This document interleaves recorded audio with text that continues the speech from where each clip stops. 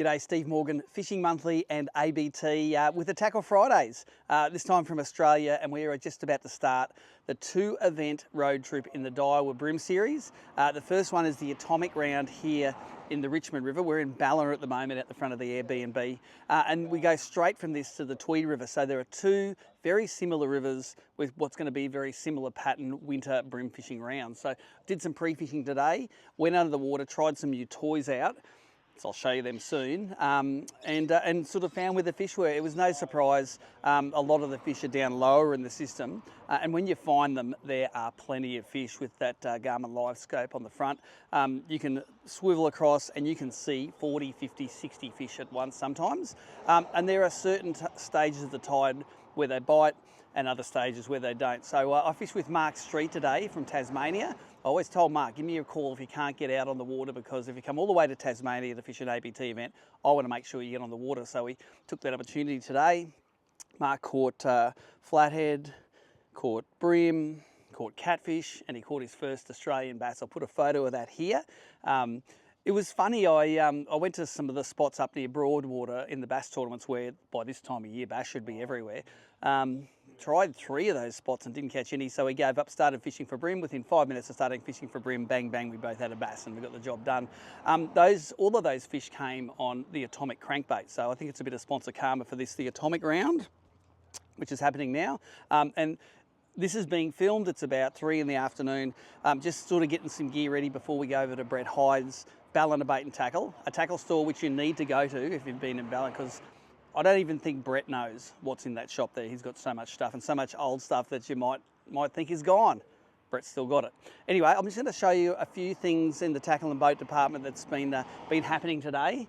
Come back and have a look at these cool things. First thing is, and we're all charging up at the moment, the first thing is over here is the transom mounted Active Target 2. Come down and have a squiz at this here. I've actually managed to mount that onto my power pole blade bracket. So this is in forward mode, the Active Target. I actually have a Lowrance HDS Live at my helm. So for me, this is just putting the black box in and putting that transducer in. What it means is I can get live side imaging. So I'm driving up the river, I can see all the little sandbooks. I struggle to, doesn't matter how good your side image is, sometimes I struggle to see bream. This thing, you can actually see them really, really well. Obviously it sits up above the planing level, so you've got to be down off the plane, idling around to see them. And I can only look at the moment, I've got one and it's shooting to the starboard side. So I can only see starboard with it, but that routes through, and at my helm, I can now have a bit of live side fish finding. Thanks to the guys from Lowrance and Joey Allen for organising me a loan one of those to try. Hopefully I'll get some footage of that this weekend so I can show you what it actually looks like on the screen. Didn't manage to do that today. Come up and have a look up here.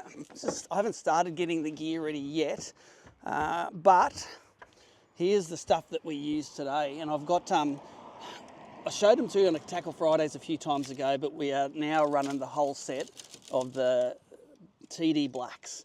They've just been released. And this is how unprepared I am. Everything's in a massive tangle here. Okay, so of course, that was one of the baits we caught fish on today. The cranker crab is going to play. It always plays in a winter event because those fish are, you can grab this along the bottom, the fish are looking for it. That's got the 2500 size TD Black on it. And this one has 4-pound Daiwa Finesse FC on it. So I broke that one today, caught the first fish on it. Next, this is a 7-foot one. The one I use is a plastic rod, the Infeet EX. It's got the 2000 or the 2.5. 2.5 on this one as well. I've got 2-pound 131 Suffolk sprayed on this one, and I'm fishing the wintertime bait. This is a Crush City, the jerk. The small jerk with a little stinger hook in the back there, thanks to me corn for tying the stingers. I never tie stingers, too hard to work, but caught a few fish on that when they got a little bit tough this afternoon. So that little jerk, if you haven't seen it, it's got a really good shimmering action in the water when you just lift it off the bottom and shake it. So it's actually a plastic by me, fished on a braid leader. It's got some 4-pound Daiwa X-Link on that one there. So that one caught some fish today as well. What else did I break in today? I didn't actually catch any fish on this one in the pre-fish, but there will be the time where this works. This is the little EcoGear SX40. It's on 3 pounds straight through, 2000 size TD black, and one of the regular taper in feet. So didn't catch any on that, but I did throw it quite late in the session when the tide had stopped running. Found today you needed current to catch fish. Fourth, I actually lost my Ghost Skill brown crank. So I did try one of these that Joey Allen sent me. That's actually a white coloured atomic crank. I reckon they will actually eat that, because if that was chartreuse, they'd eat it. I reckon chartreuse and white look very similar to a fish anyway. Same rod, in feet, regular taper, 2000 size, 3 pound fluorocarbon on that. So did catch fish on the Ghost Gill that I lost. Didn't catch one on the white yet. So I'm going to throw in that tournament. Probably not ballsy enough to do it. Next up, the upgrade crab. I actually started throwing that straight up. I caught my first 3 or 4 fish this morning on the upgrade crab. That's in the UV colour, because I don't think Steersy still has the greens in yet, the olives, but they're eating that one pretty good down here, so I don't mind the UV coloured.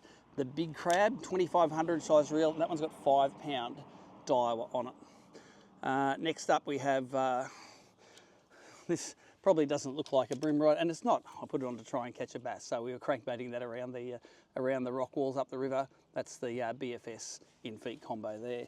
I want to show you something else. I went and stocked up on my EcoGear Aquas during the week. And at that time, Tony Shao from JML Anglers Alliance flicked me a few of these. It's the wrong time of year for them, but they look really cool. The brand is D-Style Ichirin, this is called. They're like a top water lure. Got a single centrally mounted treble, and they're an articulated lure. So I reckon they're going to look more retarded in the water than a bent minnow even. So I've got a few of these. He gave me a few different colours of these guys to try. So mightn't be the time of year to do it right now, but at some stage between now and the end of the year, maybe at the grand final, the Ichirins are going to play. Other than that, I've got all my gear charged up. I'm going to be able to go live tomorrow from the river. If I'm down in the bottom part near Ballina, should be no problems. And that'll be for the start of the session at least. If I take off upriver, we might lose signal, but make sure you catch up on my YouTube channel, maybe where you're watching this. I'll be going live from 7 AM tomorrow. Thanks, Trail Bike Guy. Friday afternoon, Trail Bike's going mad. Take off Fridays, done. We're off to the briefing.